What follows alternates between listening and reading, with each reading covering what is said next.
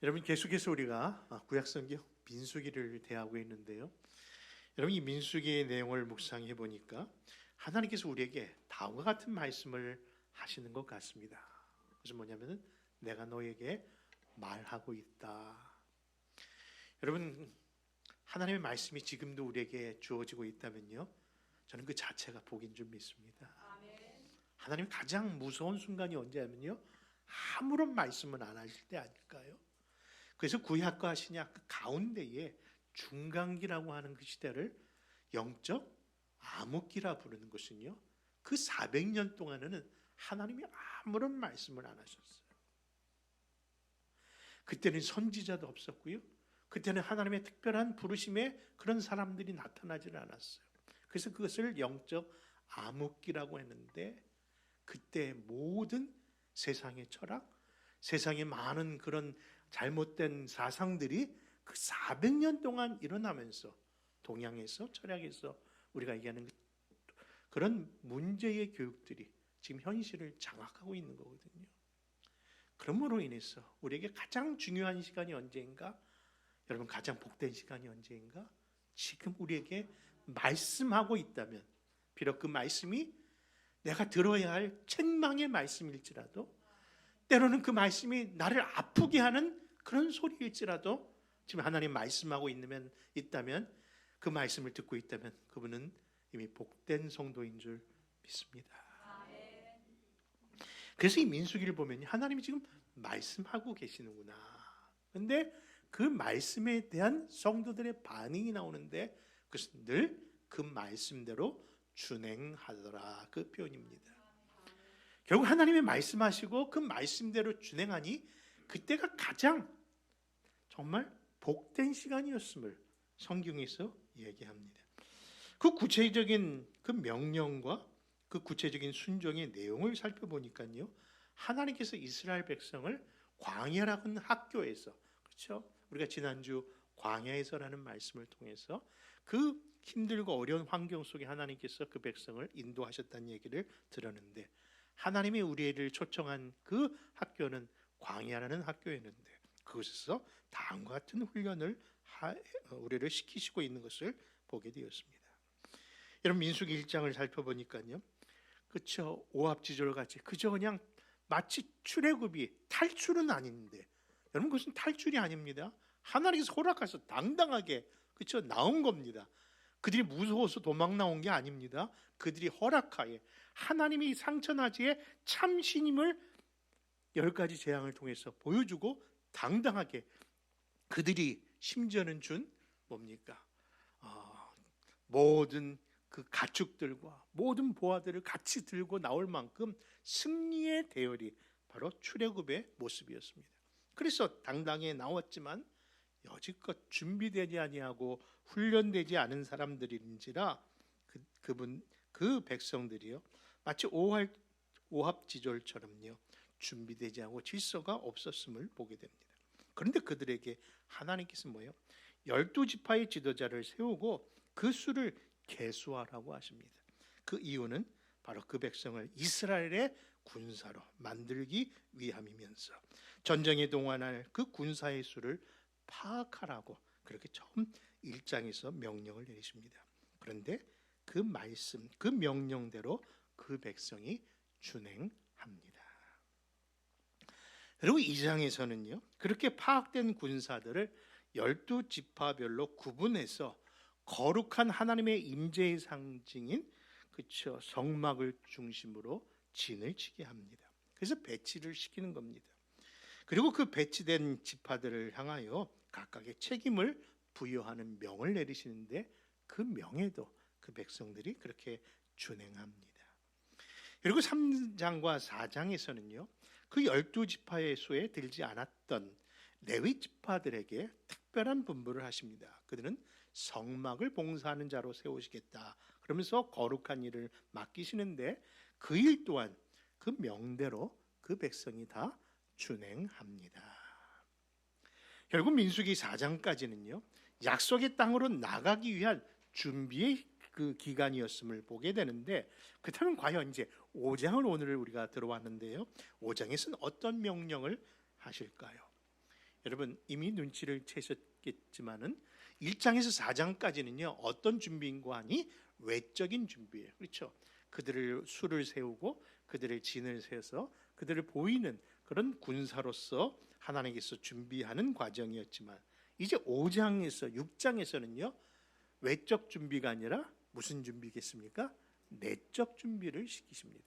그래서 하나님께서 다른 것을 요구하는 것이 아니라 거룩한 하나님이 그 안에 계시는데 그 백성들도 거룩해져야 한다라는 의미로 거룩에 위배되는 세 가지 부정한 자들을 그 진 밖으로 내보내라고 하시는 특별한 명을 내리시는 겁니다. 그 말씀이 바로 오늘 우리가 읽었던 민수기 5장 1절과 2절인데요. 우리 한번 같이 다시 한번 의미를 생각하고 읽겠습니다. 시작. 여호와께서 모세에게 말씀하여 이르시되 이스라엘 자손에게 명령하여 모든 나병 환자와 유출증이 있는 자와 죽음으로 부정하게 된 자를 다 진영 밖으로 내보내되. 여러분 거룩한 하나님이 그 거룩한 백성에게 요구하시는 것은 당연히 거룩입니다. 그러니까 거룩에 위배되는 자들을 그 진 바깥으로 내보내라고 하시는데 과연 그 부정한 세 분류의 사람들은 어떤 사람이었을까요? 이미 우리가 읽었습니다만은 여러분들 이해를 돕기 위해서 제가 다시 한번 준비해 봤습니다. 도표를 한번 보여주시겠습니까? 시작. 첫째 누굽니까? 모든 나병 환자. 이것을 피부병에 속한 그런 환자라고 얘기합니다. 둘째는 누굽니까? 피를 흘리는 병자, 유출병. 그러니까 피를 흘리는 병입니다. 그리고 셋째는 뭡니까? 시체를 만져서 부정한 자. 이 세 분류의 사람들은요 진 밖으로 내보내라고 하는 명이 떨어진 겁니다. 근데 도대체 왜 그들을 내보내라고 하실까요? 이미 제가 성격이 급해서 말씀 가운데 표현했습니다만 성경이 뭐라고 하는지 다시 한번 그 이유를 찾아봅니다. 3절 말씀 같이 찾아 읽습니다. 시작. 남녀를 막론하고 다 진영 밖으로 내보내어 그들이 진영을 더럽히게 하지 말라. 내가 그 진영 가운데에 거하느니라 하시매. 여러분 그 이유를 아시겠죠? 그렇죠. 그 진영 안에는 누가 계시다고요? 하나님이 계세요. 그 하나님이 어떤 분이시기 때문에 거룩하신 하나님이기 때문에 그 거룩하신 하나님이 그 진 가운데 있기 때문에 거룩에 위배되는 그런 부정한 자들은 당연히 진이라는 것은요 바로 그 영내 바깥으로 내보내라는 거예요. 근데 그 얘기를 들으면서 의문이 드는 겁니다. 왜냐하면 이 민수기를 5장 1절에서 우린 4절만 읽었지만요 지금 열심히 이 민수기를 읽고 계신 분들은 아시겠지만 그 이후 6절 이하에 그보다 더한 사람들이 나오거든요. 근데 그들에게는 특별한 말씀이 없어요. 여러분 무슨 얘기입니까?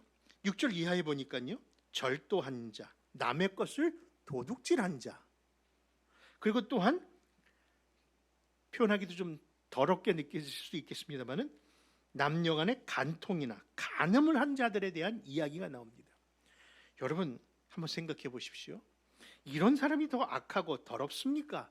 아니면 서두에 있던 그런 사람들이 더 부정한 겁니까? 우리의 상식으로는요 이해가 되지 아니하는 표현이라는 겁니다. 그런데 그런 죄를 지은 자들이 혹시나 돌이킨다면 오케이. 그리고 그들이 남에게 잘못한 것에 대하여 그 죄값을 지불했다면 그 진영 내에 그 영내 안에 둬도 된다고 하시는 거예요.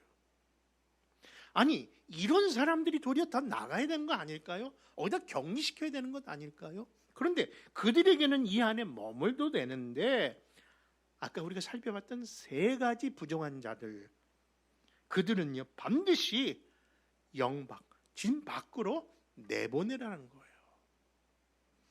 여러분 unfair하지 않습니까? 뭔가 좀 기준이 잘못된 거라는 생각이 안 드십니까? 생각해보면요 그 부정한 자들이 일부러 한 것이 아니라 고의적인 잘못이라기보다는 어떨 때는 우발적으로 혹은 전염병으로 인해서 그 일을 당하게 된 것일 수도 있는데 그렇지 않습니까? 그리고 남에게 해를 끼치거나 남의 것을 도적질하는 것은 명백히 그것은 범죄 행위인데 그런 자들에 대한 얘기를 하지 아니하시고 의도적이 없는 그런 사람들을 더 강하게 규제하시는 것을 보면서 그것도 그 바깥에 그 가족들을 떠나 다른 곳으로 내보내라고 하시는 말씀이 그렇게 unfair하게 불공평하게 들린다는 겁니다. 그렇다면 하나님이 불의하십니까? 결코 아니실 텐데.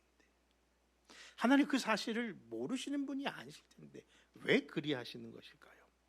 여기에 우리는 이 세 가지 부정한 것에 대한 영적 의미를 살펴보라고 하시는 그런 교훈이 이 안에 있음을 발견해야 될 겁니다. 그런 의미에서 질문합니다. 여러분, 예수 믿기 전 그리고 예수님을 알기 전에 우리가 생각하는 죄는 무엇이었습니까? 죄. 그러면 항상 먼저 떠오르는 것이 그렇죠? 남에게 피해 주는 거, 특별히 거짓말한 거, 그리고 또 뭡니까? 무엇을 훔친 거, 도적질한 거, 그리고 남을 해서 심지어는 살인한 거, 그런 것이 죄라고 늘 생각하며 그런 사람 되지 말라고 그렇게 윤리적으로 도덕적으로 우리는 어릴 때부터 배웠을 겁니다. 그런데 예수를 믿고 보니까요, 그런 죄는 엄밀히 죄의 결과이지 정말 죄가 죄로 드러나는 원인적 의미의 근본적인 죄는 다른 것임을 깨달았답니다. 그것이 뭘까요? 그것은 바로 하나님과의 관계의 문제 안에서 엄청난 큰 잘못, 엄청난 큰 죄의 모습이 있다는 것을 깨닫게 된 겁니다. 그렇죠. 우리는 거짓말한 사람, 도적질한 사람, 살인한 사람이 죄요, 그것이 죄인이라고 표현하지만 어느 순간 내가 정말 죄인이라는 사실을 언제 깨달은 거 아니? 그동안 하나님 없이 살았던 것이, 그렇죠? 하나님 의식하고 살지 않았던 것이 정말 큰 죄였구나. 여러분, 저만 아멘입니까? 여러분들도 아멘일 줄 믿습니다. 그렇죠. 가장 큰 죄가 예수 안 믿었고 하나님 믿지 않았던 것이 큰 죄였음을 알게 된 겁니다. 결국 죄라는 것은 하나님과의 관계성이에요. 그런데 더 구체적으로 얘기한다면요, 하나님뿐만 아니라 하나님이 하신 말씀과의 관계도 죄가 드러나는 겁니다. 왜일까요? 요한일서 3장 4절에 보니까 죄를 짓는 자마다 무엇을 행하나니? 불법을 행하나니 죄는 곧 불법이니라. 그 기준점이 뭐예요? 하나님과 하나님의 말씀에 어긋나고 불순종한 것이다 죄라는 사실을 깨닫게 된 겁니다. 여러분, 인류의 조상이었던 아담과 하와가 하나님의 말씀에 불순종한 그 죄를 우리는 무슨 죄라고 부릅니까? 원죄라고 부릅니다. 근데 그 원죄로 인해서 모든 죄가 파생되었다는 것이죠. 그러니까 우리가 생각하는 일반적인 윤리적인 죄들은요, 죄의 결과이지 원죄의 결과이지 죄 자체는 아니라는 것이죠. 근데 그 자체의 죄가 바로 하나님의 말씀, 율법을 거역하고 불순종한 내용이었던 것이죠.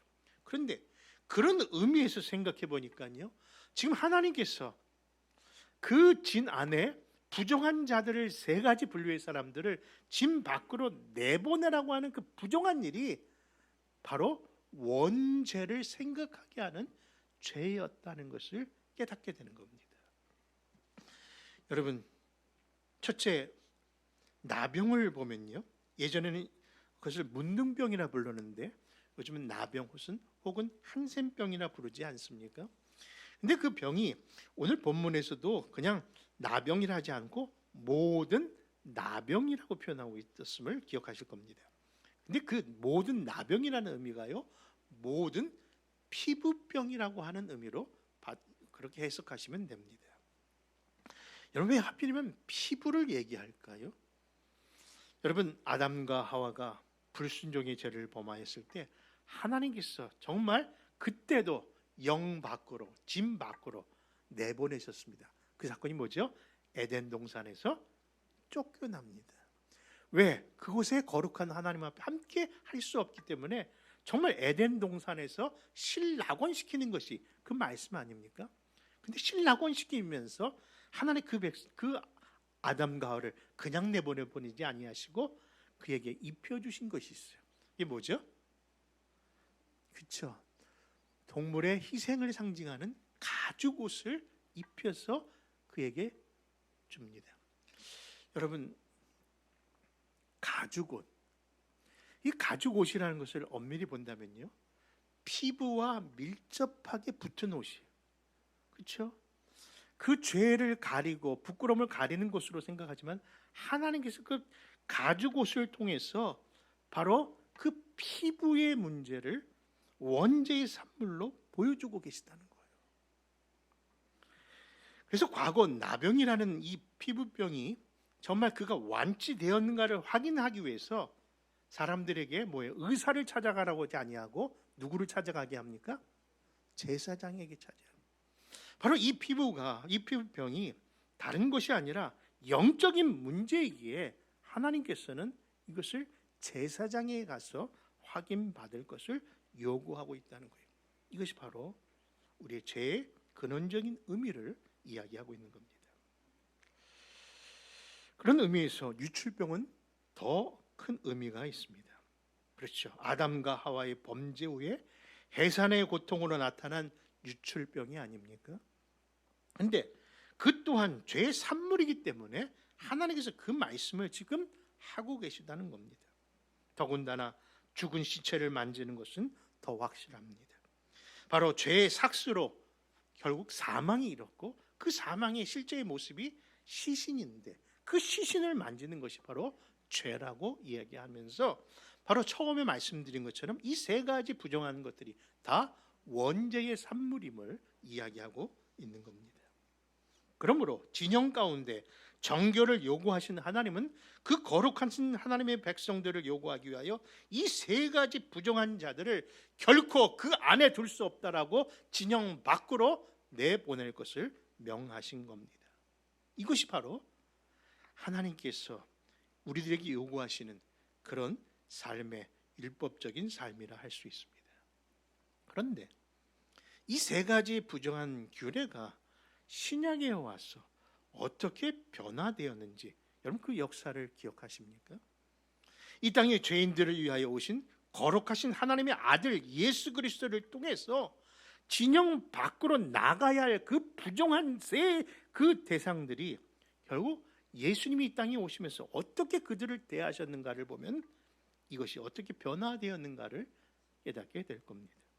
그 대표적인 사건이요, 바로 그 나병 환자를 고치신 그 장면에서 나오는데, 여러분 마태복음 8장 2절 3절이 이렇게 그 사실을 증거합니다. 같이 한번 읽어볼까요? 시작. 한 나병 환자가 나와 절하며 이르되 주여 원하시면 저를 깨끗하게 하실 수 있나이다 하거늘 예수께서 손을 내밀어 그에게 대시며 이르시되 내가 원하노니 깨끗함을 받으라 하시니 즉시 그의 나병이 깨끗하여 진지라. 여러분, 부정함의 대명사로 불리는 이 나병 환자를 누가 직접 그에게 몸에 손을 대십니까? 바로 예수 그리스도께서 그 일을 행하십니다. 아니, 거룩하신 하나님이 거룩한 것과 함께 할 수 없는 그분이 바로 그 나병 환자의 부정함을 아심에도 불구하고 그게 손을 대셨다는 사실입니다. 여러분, 12해 동안이나 혈우증으로 앓고 있는 한 여인이 어떻게든지 낫고 싶어서 예수님께서 함께 하시면 무슨 병이든 낫는다는 그 믿음을 가지고 예수님의 옷자락을 살짝 만져요. 근데 그 옷자락을 만진 사실을 누가 아십니까? 하나님의 아들이신 예수님이 아셨습니다. 분명히 구약적인 우리가 지금 읽고 있는 민수기에 배경하면은 반드시 그 여인은 진영 밖으로, 영 밖으로, 예루살렘 밖으로 나가 있어야 되는데 그것도 예수님의 옷자락까지 만졌으니 정말 이건 엄청난 사건인 겁니다. 그런데 그 여인을 대하는 예수님의 말씀은 이러합니다. 제가 한번 읽겠습니다. 예수께서 돌이켜 그를 보시고 이르시되 딸아 안심하라. 내 믿음이 너를 구원하였다 하시니 여자가 그 즉시 구원을 받으니라. 여러분, 그분이 우리 주 예수 그리스도십니다. 여러분 누가복음 7장에 보면요, 특별한 두 행렬이 교차되는 것을 보게 됩니다. 어떤 교차냐고요? 우리가 지금 얘기한 것을 표현한다면요, 영 내에서 영 밖으로 나오는 행렬과 영 밖에서 영 안으로 들어오는 두 행렬이 교차하는 순간이 이루어집니다. 그런데 이 순간이 바로 사망과 생명이 동시에 만나는 순간입니다. 근데 그것을 이끄는 사람과 중심에 있던 사람은 다른 것이 아니라 나인성 과부의 아들이 죽음을 보고 그 행여가 그 영 안에 있을 수 없기에 영 밖으로 나오는 그런 죽음의 행렬이 이루어졌고요. 근데 영 밖에서 죽은 자들을 살리려 예수님의 제자들과 함께 임하시는 예수님의 행렬이 그 순간에 교차된 겁니다. 여러분, 민수기에 보면요, 그들은 당연히 영 밖으로 나갈 사람이고 예루살렘에 둬서는 안 될 부정한 자들입니다. 그런데 생명의 예수님께서 이 땅에 유일한 생명을 주시기로 오신 하나님의 아들께서 그 행렬을 막으시면서 그 죽음을 불쌍히 여기시는 가운데 그 관에다가 손을 대시더라는 거예요. 결코 해서는 안 되는 구약적인 내용을 이야기하시면서 말입니다. 왜일까요? 바로 우리를 살리기 위하시기 때문인 줄 믿습니다. 이처럼 이 사실이 죄인들을 불러오신 생명의 길을 여신 예수 그리스도를 보여주는 그 사건이기에 우리는 그 예수님의 행함, 예수님이 하신 말씀, 예수님이 하신 모든 것을 우리는 복음이라고 부르는 겁니다. 여러분, 왜 구약을 율법이라고 할까요? 율법으로만 정결해질 것이라고 생각했기 때문입니다. 그러나 이 신약의 복음은요, 우리에게 참된 기쁨을 주시는데 그 모든 율법을 완성하신 예수님께서 이처럼 우리에게 그 놀라운 진리를, 그 생명을 주셨기 때문인 줄 믿습니다. 그런데 그 진리, 그 생명을 다른 것으로 하지 아니하시고 무엇으로 행하셨을까요? 여러분, 요한계시록에 보니까요, 구원받은 성도가 특별히 입는 옷이 있더라고요. 여러분들 다들 그 옷들을 입고 계시네요. 제 눈에만 보입니까? 그것이 무엇인가 봤더니요, 어린 양의 피로 씻김을 받은 옷을 입고 있더라고요. 여러분, 그 말씀이 요한계시록 7장 14절에 나오는데 우리도 그 옷을 입고 있는지 한번 찾아보겠습니다. 시작. 내가 말하기를 내 주여 당신이 하시나이다 하니 그가 나에게 이르되 이는 큰 환난에서 나오는 자들인데 어린 양의 피에 그 옷을 씻어 희게 하였느니라. 여러분, 우리에게 입혀준 그 옷은요, 일시적인 가죽 옷이 아니라 예수 그리스도의 피로 씻김 받은 옷입니다. 근데 놀라운 것은요, 아니 예수님의 피로 그 옷이 만약에 씻겨졌다면요, 제 상식으로는 그 옷이 더 붉어져야 되는 건 아닐까요? 붉은 피로 하셨다면. 근데 왜 그 옷이 이처럼 하얗게 희게 되었을까요? 바로 우리의 죄는 예수님의 피밖에 씻길 수밖에 없는 방법이 없기 때문인 줄 믿습니다. 다시 정케 하는 그 능력도 예수의 피밖에 없기 때문입니다. 예수의 흘린 피 날 희게 하오니 귀하고 귀하다 예수의 뭐밖에 없네? 피밖에 없네. 사랑하는 성도 여러분, 지금은 사순절 기간입니다. 세상 유혹 속에 더럽혀진 내 영혼 어떻게 우리가 다시 희게 할 수 있을까요? 그것도 역시 예수의 피밖에 없는 줄 믿습니다. 게으르고 무력해진 내 신앙, 아니 예전에 우리는 이렇게 신앙생활 안 하지 않았습니까? 근데 어느 순간부터 왜 우리 이렇게 영적으로 이렇게 무능력해지고 게을러집니까? 근데 그 회복도 예수의 피밖에 없는 줄 믿습니다. 그래서 세봄이 트는 이 봄날에 하나님께서는 이 고난 주간을 통해서 다시금 우리가 영적으로도 부활하라고 이 사순절 기간을 주셨는데, 여러분 이 기간이 다른 사람을 부르심이 아니라 나를 부르심이라는 줄 알고 바로 우리가 그 은혜 앞에, 그 십자가 앞에 더 가까이 가야 될 줄 믿습니다. 여러분, 제 얘기를 해서 좀 죄송합니다만은 제가 어릴 때부터 주위 사람들에게 자주 듣는 핀잔의 말이 하나 있답니다. 그것은요, 다른 얘기가 아니라, 야, 너는 이렇게 오지랖이 넓냐는 얘기를 지금도 듣는 것 같습니다.